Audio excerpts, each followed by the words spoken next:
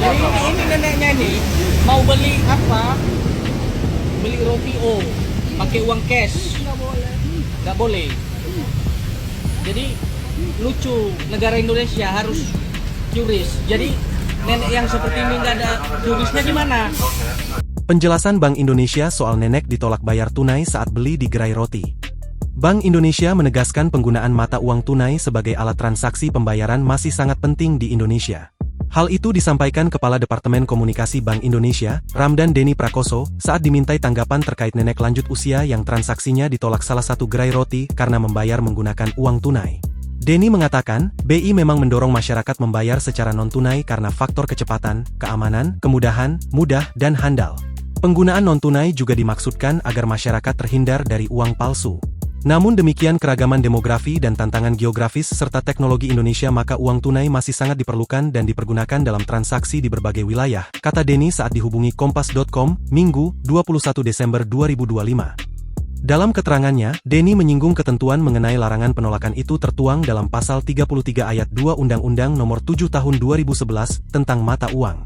Pasal ini disinggung warganet yang mengkritik kebijakan gerai roti hanya menyediakan transaksi non-tunai. Dalam pasal itu setiap orang dilarang menolak menerima rupiah yang penyerahannya dimaksudkan sebagai pembayaran, atau untuk menyelesaikan kewajiban yang harus dipenuhi dengan rupiah, dan atau untuk transaksi keuangan lainnya di wilayah negara kesatuan Republik Indonesia. Larangan dikecualikan jika terdapat pihak terkait merasa ragu dengan keaslian rupiah yang digunakan. Denny mengatakan penggunaan rupiah sebagai alat transaksi pembayaran bisa dilakukan secara tunai maupun non-tunai sesuai kesepakatan pihak terkait. Sebelumnya, mengutip Tribun News, seorang pria terekam memarahi petugas gerai roti karena menolak transaksi pembelian dari nenek-nenek lantaran menggunakan uang tunai. Adapun gerai itu disebut hanya melayani pembelian menggunakan Quick Response Indonesian Standard atau QRIS. Video itu diketahui diunggah di akun TikTok @arliussebuah, Jumat, 19 Desember 2025. Sementara itu, manajemen gerai roti menyatakan akan mengevaluasi pihak internalnya. Mereka menyebut metode pembayaran non-tunai diterapkan untuk memberikan berbagai promo pada pelanggan. Terkait hal ini sudah kami terima dan saat ini sedang kami evaluasi secara internal agar kedepannya layanan kami dapat berjalan dengan lebih baik. Terima kasih atas perhatiannya, tulis akun gerai roti tersebut.